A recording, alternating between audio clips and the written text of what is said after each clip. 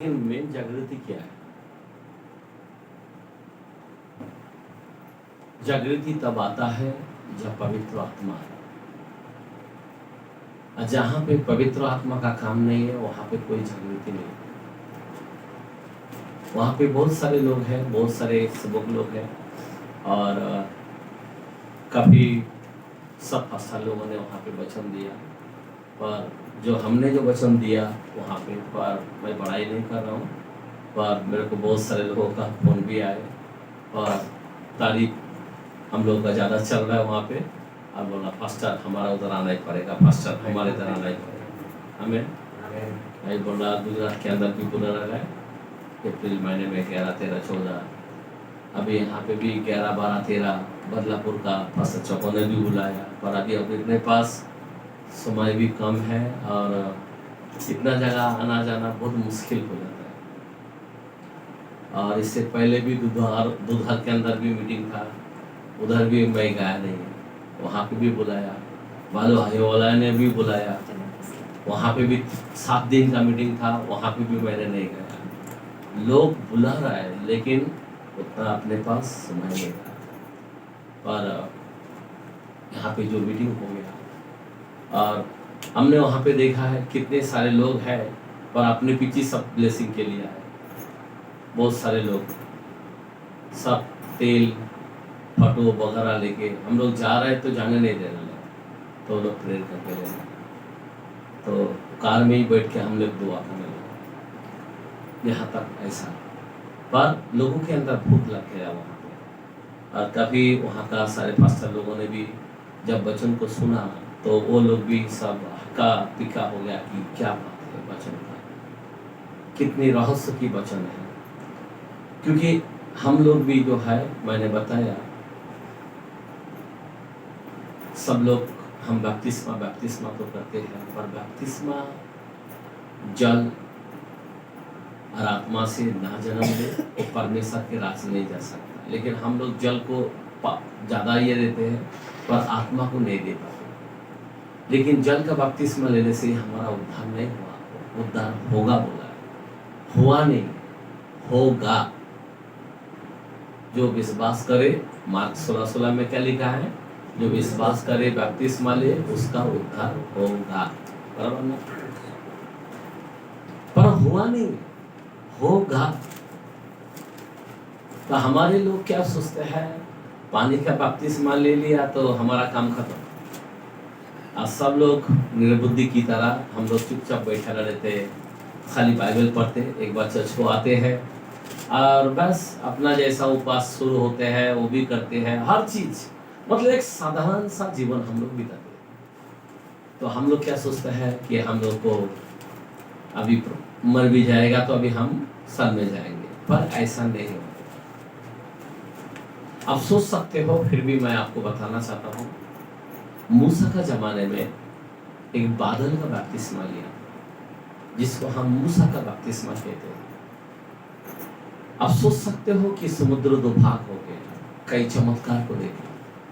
आप सोच सकते हो कि उसके लिए बादल का खंभा आता था छावनी देने के लिए, मालूम, लाइट देता था, प्रकाश देता था, चंद्रमा आता था रात के टाइम में। आसमान से मन्ना आता था उनको खाने के लिए, चट्टान में से पानी पिलाता था उसको पानी पीने के लिए। लेकिन ऐसे लोग बपतिस्मा लेकर बच नहीं पाए। अगर पहला कुरिन्थियों 10:5 के अंदर लिखा है, जरा पढ़ते हैं कलाम को। आज मैं थोड़ा बात करूंगा क्योंकि आगे भी मेरे को बहुत जगह जाना है प्रचार के लिए। परंतु परमेश्वर उनमें से बहुतों से प्रसन्न न हुआ। एक मिनट, क्या बोलता है? बहुत तेरे से प्रसन्न ना हुआ, इसीलिए वे जंगल में ढेर हो गए। वो जंगल में ढेर हो गए। क्या हो गया? एक मिनट ध्यान देना। अभी 6 लाख मूसा ने लोगों को लेके गए जंगल में। वो जमाने में स्त्री और बच्चे को नहीं गिना जाता था।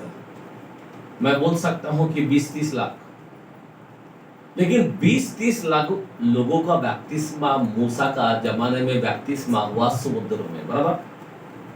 और उनको बपतिस्मा होने के बाद खुदा ने आसमान से रोटी खिलाया। बाइबल बोलता है जो फरिश्ते दूध खाते थे वो रोटी को उनको खिलाया, बराबर। और इतनी कई चमत्कार को देखा, फिर भी हम लोग तो इतना चमत्कार नहीं देखा है जैसा इजराइल लोगों ने देखा। जैसा समुद्र, हमारे आंखों में तो इतना बड़ा चमत्कार नहीं देखा कि मेरे को समुद्र को पार किया, बराबर ना। लेकिन वो जमाने में इतनी बड़े बड़े चमत्कार को देखते हुए, इतना बड़ा बपतिस्मा लेने के बावजूद भी उनमें से सिर्फ 2 परिवार खाली कनान में जा पाए, इस्राएल में जा पाए।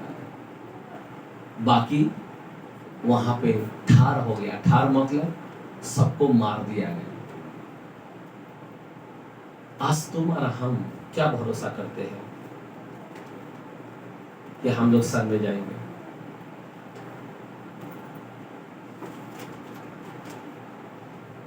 आज हम लोगों ने बपतिस्मा लिया तो हम लोग क्या सोच के रख दिया, हम सर में जाएंगे। यीशु ने कसम को खाकर कहता है, मैं तुझे सच सच कहता हूं। किसकी कसम खाया? सच की कसम खाया। यूहन्ना 3:5 के अंदर क्या कहा? जल और आत्मा से ना जन्म ले। जल और आत्मा, जल और आत्मा। अभी आत्मा से ना जन्म ले वो परमेश्वर का राज देख नहीं सकता। जाना तो सोच दूर की बात रहेगा यार, देखना आग की तरफ ऊपर ध्यान मत देना बोलता। फिर से पढ़ो कलम को। यीशु ने उत्तर दिया, यीशु ने उत्तर दिया, मैं तुझसे सच सच कहता अभी देखो कुछ बात प्रभु ने बहुत कसम खा लिया है कि मैं सच की कसम खा के कहता हूं कि जब तक कोई मनुष्य जल और आत्मा से न जन्मे, जल और आत्मा से न जन्मे तो वह परमेश्वर के राज्य में, वो परमेश्वर के राज्य में प्रवेश नहीं कर सकता। क्या नहीं करेगा? प्रवेश नहीं करेगा। किसके कारण? जल और आत्मा। पासपोर्ट और वीजा। किसके पास पासपोर्ट है? बपतिस्मा ले लिया, पासपोर्ट है, पर फायदा क्या है? वीजा चाहिए, पवित्र आत्मा चाहिए। हमारे लोगों में पवित्र आत्मा नहीं है। अभी हम लोग गाना गा रहे थे ना, हम लोग बोला सब जन आग बंद करो, सब जन। क्या होता है अगर हमारे सामने कोई बड़ा व्यक्ति आता है तो हम लोग उसको क्या करना चाहिए? आदर। अगर मैं ऐसे ही बड़े व्यक्ति आया, मैं ऐसे ही गपचुप से इधर नीचे बैठा हूं, बड़ा व्यक्ति को आदर मिलेगा? बराबर ना? हम लोग आदर नहीं देते, हम लोग शापित हो रहा है। जब पवित्र आत्मा का गाना होता तो तुम बैठ जाते हो। क्या करते हैं? हम जवान होकर भी बैठ जाते हैं। चलो उमर वाला की बात अलग है। पवित्र आत्मा को इतना आदर देना चाहिए। वो कोई मामूली नहीं है, वो सृष्टि के मालिक है। उन्होंने सृष्टि किया है और वो व्यक्ति हमारे बीच में आता है, और तभी भी हम उसको हाथ नहीं उठाते, आंख नहीं बंद करते, हम खड़े नहीं होते। आप बताओ मेरे को, पवित्र आत्मा मिलेगा? पवित्र आत्मा से जन्म ले पाएगा तो?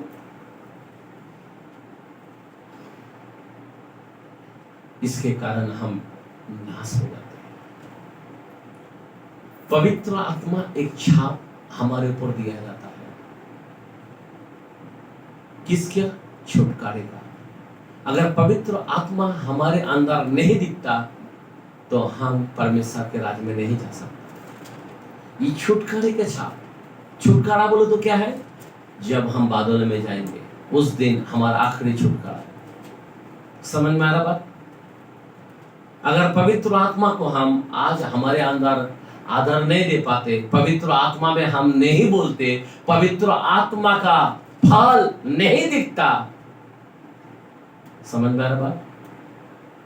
पवित्र आत्मा का फल प्रेम, आनंद, विश्वास, धीरज, सहनशीलता, संयमी अगर हमारे जीवन में नहीं दिखता तो हम परमेश्वर के राज में नहीं जा सकते। पवित्र आत्मा आज पवित्र आत्मा लोगों में नहीं दिखता। मैंने बताया कि कोई इन फास्टर अगर हाथ रखते हैं अभिषेक के कारण वो गिर जाता है, इसका मतलब वो नहीं कि पवित्र आत्मा पाया, वो एक चिंगारी है, अभिषेक है। शिष्यों को कहा ये लोग पवित्र आत्मा फूंक मारा और फूंक मारने के बाद पतरस क्या करने लगा? वापस तू माई करने लगा, वापस उसके अंदर डराने लगा। फिर वापस वही प्रभु कहता है अभी जाओ यरूशलेम में ठहरो, जब तक ऊपर से पवित्र आत्मा नहीं आता,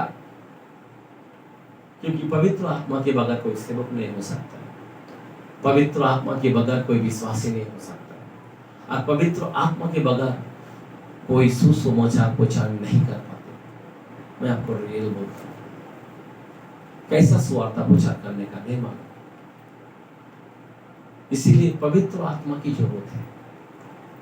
मैंने वहां पे बताया गुजरात के अंदर मेरे को ऊपर से पवित्र आत्मा आया, आग का फायर आया कि मैं 3 घंटा उड़ी मारा और उसी रात को दर्शन हुआ, फरिश्ते दे दो। आज दूसरा रात को इधर आया तो मेरे को उठाया, उठ बाइबल पढ़ 23 वचन। एक मूर्ख को ज्ञानीवान माना सकता है। मेरा बोलने की मतलब है आज तुमने वो अभिषेक पाया क्या ऊपर से? मैंने बच्चों के द्वारे से भी बताया, लूक के कलाम में 3 के अंदर 21-22 वचन भी पढ़ाया था बीच में, वहां पे भी मैंने पढ़ाया था। क्या पढ़ाया? कि यीशु मसीह जब बपतिस्मा लिया यरदन नदी के अंदर, बपतिस्मा लेके ऊपर गया तब वो प्रार्थना करने लगा और फिर ऊपर से एक कबूतर आया, पवित्र आत्मा उतरा, कबूतर की नाई, ऐसा कलाम बोलता है। क्या बोलता है? कबूतर की नाई पवित्र आत्मा उतरते हुए दिखाई दिया, तब वो भर गए, तब वो पवित्र आत्मा से भरे। आज हम लोग पवित्र आत्मा से भरते क्या? हमारे जीवन के अंदर प्रार्थना चाहिए। जब गाना गाते हैं ना तब प्रार्थना करो, हाथ उठा के हिला के प्रार्थना करो, आराधना करो, पूरे दिल से चिल्लाओ, आंख बंद करो। अगर आज तुम नहीं करोगे तो कैसा होगा? क्या लिखा है कलाम को पढ़े? जब सब लोगों ने बपतिस्मा लिया और यीशु भी बपतिस्मा लेकर प्रार्थना कर रहा था। तो आकाश देखो, बपतिस्मा लेने के बाद क्या कर रहा था? प्रार्थना कर रहा था। हमारे लोग क्यों प्रार्थना कर रहा था? पवित्र आत्मा से भरने का। हाँ, आगे बढ़ो। आकाश खुल गया और पवित्र आत्मा शारीरिक रूप में कबूतर के समान उस पर उतरा। आमीन। क्या उतरा उस पर? पवित्र आत्मा उस पर उतरा। आज हर एक के जीवन में पवित्र आत्मा उतरना चाहिए। मैं क्या बोलना चाहता हूं? पवित्र आत्मा क्या करना चाहिए? उतरना चाहिए। अगर आप प्रार्थना नहीं करोगे उतरेगा कहां से? आसमान खुल गया। अभी 120 लोगों को कहा जाओ वहां पे ठहरो यरूशलेम में, जब तक आकाश नहीं खुलते तब तक। और बाइबल कहते हैं 2:2 के अंदर लिखा है प्रसिद्ध में कि आकाश खुल गया, सन्नाटा आ गया और उन पर एकाएक आग उतरने लगा और उनके जीभ फटने लगा। क्या खुल गया? हर एक व्यक्ति को अगर ऊपर से अगर नहीं खुलते, मैंने बताया कैन के विषय में, एबेल के विषय में, वो लोग परेशान हो गया सुनकर। मामला बेदी लगाया, एक कैन का बेदी, एक एबेल का बेदी, दोनों में बछड़ा रखा। आग कौन लगाता है? याजक नहीं, कोई फास्टर नहीं लगा सकता आग। कौन लगाएगा आग? आग ऊपर से आता है, कैन के बेदी पर नहीं आया, एबेल के बेदी पर आया और आग लग के भस्म हो। और एबेल अति खुश हो गया। आमीन। और वहां पे बोलता है, और जैसा आग लगता है तो तब ऊपर से क्या आवाज आता? ये मेरा प्रिय पुत्र। आमीन। तब बोलता है ये मेरा प्रिय पुत्र। आप प्रिय पुत्र है, पुत्र हो सकता है पर प्रिय नहीं है। जब तक कब प्रिय बनोगे? जब पवित्र आत्मा उतरता है। समझ में आ रहा बात? तो पवित्र आत्मा हमारे ऊपर उतरना चाहिए। अभी हम लोग कई सालों से चर्च में आते हैं पर परमेश्वर आपको नहीं पहचानता है, परमेश्वर का प्रिय पुत्र नहीं बना। प्रिय पुत्रों में के अंदर देखिए एक सिंपल है, खुदा का एक बेदी होती है। ये बेल ने बेदी चढ़ाया और इधर कैन भी बेदी चढ़ाया, बराबर।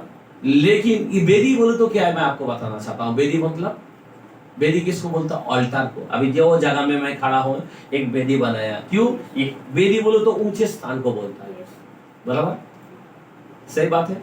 ये बेदी के ऊपर कोई गड़बड़ी नहीं चाहिए, ये बेदी के ऊपर कोई गंदा काम नहीं करना चाहिए। ये बेदी मतलब हम इधर आया तो कोई बच्चों को बोलता उधर बैठ, यहाँ पे सिर्फ याजक आए, बराबर। ये बेदी को एक सम्मान देना चाहिए। बेदी कौन है? बेदी हमारा एक मन को बोलता है। और बेदी के ऊपर क्या होना चाहिए? बेदी के अंदर प्रार्थना होना चाहिए। क्या होना चाहिए? प्रार्थना होना। बेदी मतलब अल्टार। हर चर्च के अंदर अल्टार होती है, बराबर ना? तो ये एक अल्टार है, एक बेदी है, और बेदी में जरूरत होता है प्रार्थना करना। हम इधर आने से पहले जैसा आते हैं, पहले अपन 2 शब्द प्रे करते हैं। धन्यवाद। इसके ऊपर चढ़ना भी गलत हो जाता है, पहला प्रे। धन्यवाद। हमारे जीवन के अंदर ये बेदी को क्या करना चाहिए? प्रार्थना। और बेदी कौन है? असली बेदी हम है। और इस बेदी के अंदर अपने आप को चढ़ाना है। किस तरह चढ़ाना है? आराधना चढ़ाना है। क्या चढ़ाना है? यहाँ पे आराधना होता तो बैठ के रहता है, फिर आओ आते क्यों? ऐसे ही घर पे बैठते हैं ना, बैठो आराम से। हम आते इसलिए है उसको आराधना करने। आमीन, हालेलुया। क्यों? कोई बुरा मत मानो, क्योंकि मैं आपको इसलिए बोलता हूँ कि पवित्र आत्मा को आदर देना सीखो। कई लोग दे नहीं पाते, मेरे को बहुत बुरा लगता है। जब आत्मा का गीत होता है ना, तो आप लोग दिल से उसको सिखा दो, उसको अपने स्थान के अंदर जगा दो, क्योंकि ये बेदी के अंदर आत्मा उतरना चाहिए। और एबेल के अंदर वो बेदी को, बछड़ा को आग से भस्म कर दिया, और कैन के अंदर आग नहीं उतरा। आज मैं आप यकीन नहीं मानेंगे, जो लोगों के अंदर आग नहीं उतरा वो कैन किसी है, और चलते भी कैन किसी है, वो एबेल किसी नहीं है। एबेल किसी आदत भी नहीं होगा। एबेल की आदत कितना प्रभु की मिलते, पूरा प्रभु का आदत है, लेकिन कैन का नहीं है। क्यों नहीं है? क्योंकि उधर आग नहीं है। मैं आप लोगों को कैन नहीं बनाना चाहता, एबेल बनाना चाहता हूं। आमीन, हालेलुया। इसीलिए एबेल की तरह हमारे जीवन में आग उतारना चाहिए। क्या उतारना चाहिए? अगर आज सोचो कैन के अंदर आग नहीं उतरा तो क्या हुआ? भगोड़ा बन गया। कभी भी गुस्सा, कभी भी झगड़ा, कभी भी दुनियादारी, ऐसा ही कैन का जीवन था, बराबर ना? वो शांति नहीं पा रहा था। आज कई लोगों के अंदर पवित्र आत्मा नहीं है ना, उसके अंदर शांति नहीं है, बिल्कुल नहीं। इसीलिए जब तक पवित्र आत्मा ऊपर से नहीं आता, किधर से? कोई फास्टर हाथ मारता है ना, ऐसा गिर जाता अभिषेक से, उससे नहीं। मैं सच बोलता हूं, उससे नहीं। आपको ऊपर से आगाना बनता है। ऐसा तो यीशु मसीह ने फूंक मारा, लेकिन पतरस के अंदर 20-22 के अंदर जॉन में लिखा है, पतरस को 20-22 में क्या लिखा है यूहन्ना के कलाम में?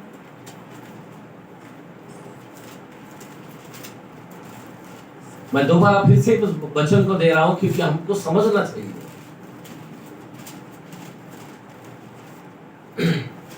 यह कहकर ये कहकर उसने उन पर फूंका यीशु ने उन पर फूंका और उसने कहा, पवित्र आत्मा लो। पवित्र आत्मा लो। आमीन। समझे बात? लेकिन क्या पवित्र आत्मा में चल पाया? सुनो, जब फूंक मारा तभी भी वो नहीं चल पाया। समझ में आ रहा बात? वापस यही यीशु 1:4 में प्रसिद्ध के अंदर क्या बोलता है? देखो, ये पवित्र आत्मा देने के बावजूद भी उनके अंदर कार्य नहीं हो रहा। और उनसे मिलकर वापस यीशु ने उनको मिलकर उन्हें आज्ञा दी, यरूशलेम को न छोड़ो, परंतु पिता की उस प्रतिज्ञा के पूरे होने की, पिता की उस प्रतिज्ञा को पूरा होने की बाट जोते रहो। जब तक पिता की प्रतिज्ञा है क्या? पवित्र आत्मा। हेलो, पिता की क्या है? पवित्र। ये इंपॉर्टेंट है हमारे जीवन में। पवित्र आत्मा इंपॉर्टेंट है। अभी देखो, प्रतिज्ञा क्या है मैं आपको बताना चाहता हूं। यहाँ पे ध्यान देना, हाथ रखो वहीं पे। यूहन्ना के कलाम में 15 में 26, 16 में भी 26, 15 में 26 और 16 में भी 26। परंतु जब वह सहायक आएगा, जिसे मैं तुम्हारे पास पिता की ओर से भेजूंगा। क्या बोला है? पिता की ओर से भेजूंगा, अर्थात सत्य का आत्मा जो पिता की ओर से निकलता है, तो वह मेरी गवाही देगा। वो मेरे गवाही देगा। हालेलुया। ये पिता की प्रतिज्ञा है। अभी 16 का 26 पढ़ो। उस दिन तुम मेरे नाम से मांगोगे, और मैं तुमसे यह नहीं कहता कि, मैं तुझसे ये नहीं कहता कि मैं तुम्हारे लिए पिता से विनंती करूंगा। आगे 27 बस। आमीन। हालेलुया। हमारे लिए क्या विनती करता है? पवित्र आत्मा। हमारा मेन प्रतिज्ञा क्या है? पवित्र आत्मा। समझ में आ रहा बात? अब्राहम का आशीर्वाद क्या है? सबसे बड़ा पवित्र आत्मा है। हेलो, अब्राहम का जो आशीर्वाद बोलते हैं ना, वो क्या है? पैसा नहीं, पवित्र आत्मा है। 3:13-14 के अंदर गलतियों में भी लिखा है। समझ में आ रहा बात? पवित्र आत्मा हमारा मेन, उस वंश का मेन प्रतिज्ञा की। जरा कलम खोल के पढ़े 14 पढ़ो, 3 का 14 पढ़े। गलती का रस जो प्रतिज्ञा उधर से होते आ रहा है, वो प्रतिज्ञा पवित्र आत्मा है। तभी हम अब्राहम की संतान है। क्या लिखा है? मसीहा ने जो हमारे लिए शापित बना, हमें मोल लेकर व्यवस्था के श्राप से छुड़ाया। क्या बात है? व्यवस्था की श्राप से छुड़ाया, क्योंकि लिखा है जो कोई काट पर लटकाया जाता है, हाँ, वह शापित है। ये इसलिए हुआ, ये क्रूस पर इसलिए हुआ कि अब्राहम की आशीष मसीहा यीशु में अन्य जातियों तक पहुँचे, और हम विश्वास के द्वारा उस आत्मा को प्राप्त करे। आमीन। उस आत्मा को प्राप्त करे जिसकी प्रतिज्ञा हुई है। मेन प्रतिज्ञा यही है। जब तक पवित्र आत्मा नहीं है, तुम प्रतिज्ञा के संतान भी नहीं। अभी तुम अब्राहम के वंश के भी नहीं। अब्राहम के वंश वो होते हैं जो पवित्र आत्मा है। आमीन। समझ में आ रहा बात? इसलिए पवित्र आत्मा ऊपर से आना मानता है। मेरे को आया, मेरे को पक्का मालूम। आमीन, हालेलुया। आपको पवित्र आत्मा मिला क्या? अभी आप इतने साल से चर्च को आ रहे, मेंबर है, पास्टर के साथ है, तो भी ऐसा परमेश्वर लेगा? अरे अब्राहम का मंडली में जाते थे क्या? नहीं। वो क्या देखेगा? पवित्र आत्मा मिला क्या? ऊपर से आग जब तक नहीं बरसते हैं, आप उसकी संतान नहीं है। ना अब्राहम के वंश के लोग हो सकते हो। प्रतिज्ञा जो है वो है पवित्र आत्मा। अगर पवित्र आत्मा का छाप लग गया, फिनिश्ड, आपको कोई डर नहीं है। आमीन। आपको कोई रोक नहीं पाएगा। आमीन। अच्छा, पवित्र आत्मा आता है, बाइबल बोलता 1:8 के अंदर, प्रसिद्ध के कलाम में 1:8 में क्या बोलता है? जब पवित्र आत्मा पाओगे तब तुम सामर्थ पाओगे। आमीन, हालेलुया। तब हम सामर्थ पाएंगे। मतलब पक्का हम सर में जाएंगे, पक्का हम परमेश्वर की गवाही देंगे, परमेश्वर के कामों को अपना काम जानेंगे। आमीन। जब तक अगर मैं ऐसे ही बोलूंगा थोड़ा सेवकाल करो, सिमन भाई बराबर जाते जाओ, सिमन भाई सुनेंगे छोड़ेंगे, हर्ष भाई आप सब बाजू जाते जाओ, सुनेंगे छोड़ेंगे, एक बार जाएंगे वापस ठंडा हो जाएंगे। क्यों ठंडा होता है? क्योंकि प्रतिज्ञा की आत्मा अगर तुम्हारे पास रहोगे, तुमको रोज बताएगा एक घर में जाना, वो घर में जाना, उधर जाना, इधर लेना। आमीन। आप चुप नहीं बैठो। समझ में आ रहा बात? पवित्र आत्मा जो है वो काम करता है, वो चुप नहीं बैठता। आमीन, हालेलुया। हमने देखा यीशु मसीह बपतिस्मा लेने के बाद ऊपर से पवित्र आत्मा उतरा। अभी उसको ऊपर से आने की क्या जरूरत था? वो तो ऑलरेडी आत्मा से पैदा हुआ, लेकिन उसको भी आत्मा में भरना चाहिए। आमीन। तो हम मनुष्य है, तो हमें कितना भरना चाहिए? इसलिए तो 11:13 में लूक में लिखा है कि पिता से आत्मा मांगो, क्यों नहीं देगा? क्या बोला है? आत्मा मांगो। हमारे लोग सब लोग सोचता है बस हमको वचन पढ़ना आता है, हमको गीत गाना आता है, बराबर है कि नहीं? हमको बोलना भी आता है थोड़ा सा, बराबर ना? हम तो बहुत साल से है प्रभु में, ऐसा थोड़ी कहेगा। आत्मा ऊपर से जब तक नहीं आते, आप प्रतिज्ञा की संतान नहीं, अब्राहम के वंश के बाहर है। खुदा चाहता है आप अब्राहम के वंश के लोग बने, और वो है पवित्र आत्मा। हमने कलाम को खोल खोल के पढ़े। अभी आप अगर नहीं मानते हो, ऐसा ही ठंडा होकर चलोगे, तो लाइफ के अंदर एक दिन धोखा होगा। खुदा कह देंगे कुकर्मो चले जा, मैं तुझे नहीं जानता। बहुत अफसोस हो जाएगा। इतना साल से हम यीशु यीशु बोलने वाला होंगे, पर प्रभु कह देंगे कुकर्म करने वाला।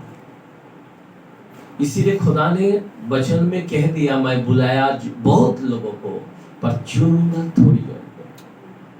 अभी वो चुनाव का समय आ चुका है मेरे भाई बहन।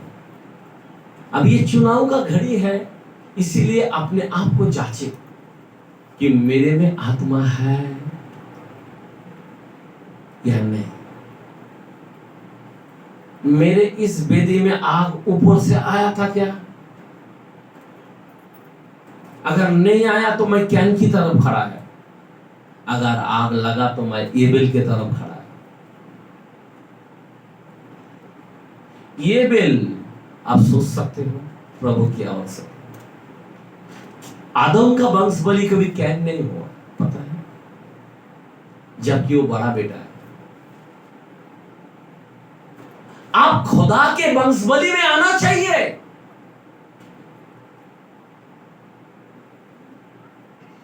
हम अच्छा बाइबल पढ़ते, अच्छा आराधना करते, कोई मीनिंग नहीं होगा।